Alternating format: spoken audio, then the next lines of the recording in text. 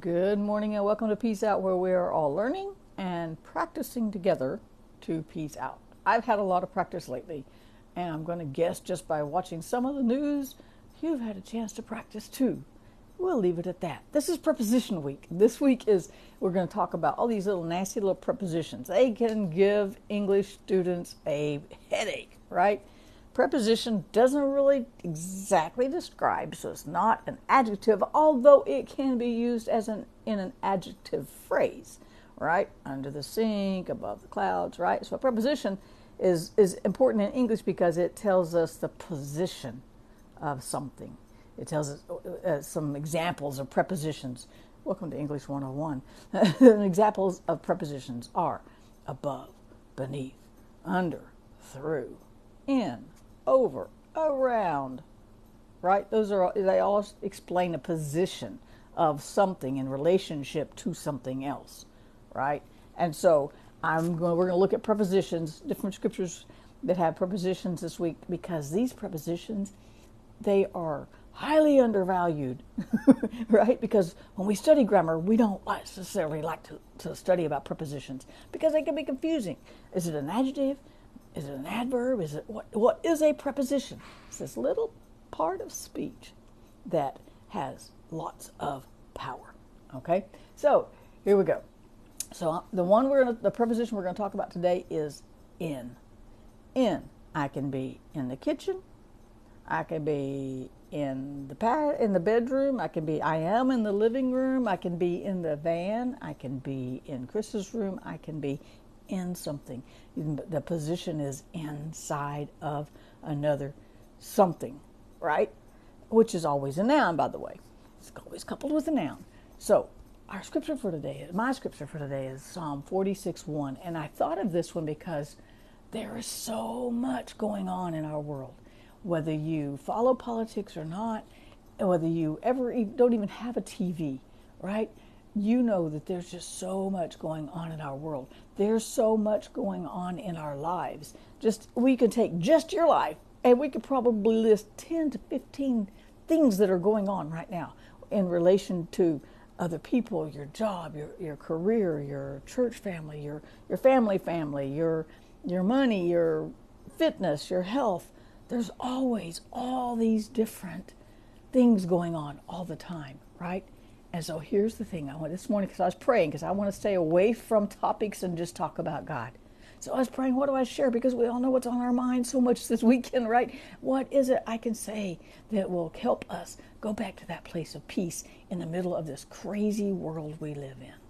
And so I thought of this scripture. Psalm 46:1 is one of our foundational scriptures. It's one I stood on and run back to over and over and over the years, right?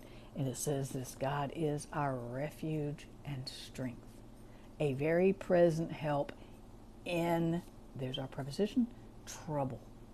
Therefore, we will not fear, even if the earth is removed and the mountains are carried into the midst of the sea. Though the waters roar and be troubled, though the mountains shake with its swelling, we are in. God is with us in trouble. He's with us. He doesn't leave us. He doesn't say, I'm not going through this with you. It says God is a present help in, our preposition for the day, in trouble. It doesn't say he's our present help after trouble, before trouble, around trouble, in trouble. And trouble I didn't look it up in my handy dandy Strongs, but trouble usually can mean anything, right? And David, who wrote this, this is the sons of Korah who wrote this, knew about trouble.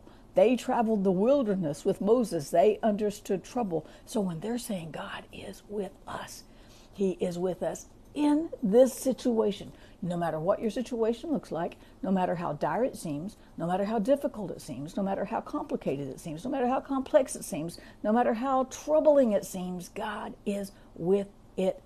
He's with you in it. Our preposition, our positional, in trouble. It does not say that God taps out when things get tough. He never taps out. Do you know what tap out means? Tap, T-A-P? You tap out. We've had in Taekwondo, you tap out, or in UFC and cage fighting, you tap out when it gets too hard, or there's basically a way to give up. You just tap out and go, okay, you win. You literally tap out and the other person wins. To tap out means to avoid pain. And it's so easy for us to just tap out of life situations. We do it sometimes. Sometimes we do it for a few minutes just to get our wits about us, right? We just go, okay, I'm just kind of numb right now. Things can make you kind of numb emotionally, or it can just be overwhelming. You just kind of go, okay, I'm emotionally tapping out right now. I'm just going to avoid this pain for a minute. I know I'll face it in a minute, but for right now, let's just avoid this pain. To avoid pain, tap out. God never taps out. He never says, it's too complicated, it's too complex. I didn't see that coming. I didn't know this was going to happen. I didn't know these things were going to transpire. I'm just going to wait. No, he's with us in trouble. One of my favorite scriptures is Jesus walking out to the disciples while they're in the boat. In the boat, there's our preposition. On the sea, there's a preposition, on. In a storm, there's another preposition, in. That Jesus walked right out to them. He did not wait till the storm passed to bring them peace. How useless would that be? It would be like, God, I needed you when the storm was here, not when the storm is over, right? He walked out to them in the middle of the storm. He was with them in that storm. He was with them. Then he got in the boat with them, right? He was with them in their boat, and he calmed the storm. So I love this scripture because it says he's a present help in trouble, in the middle of trouble, not after trouble. He's there before trouble. He is there after trouble. He is there through the trouble. He is with us in our troubles, in our sticky circumstances, in our financial difficulties, in our health, with our health issues. He's right there in our boat with us, bringing us peace, no matter what the storm looks like, no matter what mistakes we've made, no matter how messed up I make things sometimes. He never taps out. He never says, I'll see you on the other side, right? Now, he did tell the disciples, let's go to the other side, and the disciples went across right into a storm, but Jesus came into the storm with them, and he will not send us into the storm and not plan on being there with us, ever. He is with us, and he's not just with us, he's that present help in trouble.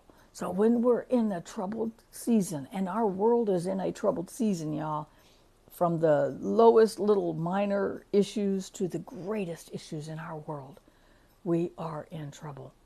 But God is with us in it. He is walking through it with us. Through it, there's a preposition, with us. There's another preposition. He is our help in the middle of our trouble. No matter how good it's going for you today, no matter how bad it's going for you today, no matter how troubled you may be with all the things going on in the world today or just in your own life. So I got enough stuff in my life. I don't even need to worry about the world, right?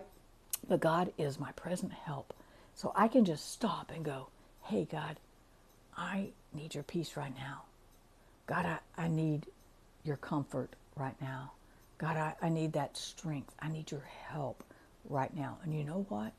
He'll be there every single time because he never taps out. That's why we can peace out. Peace out, you guys. Have a great day. God is our help in trouble. I'll see you again tomorrow.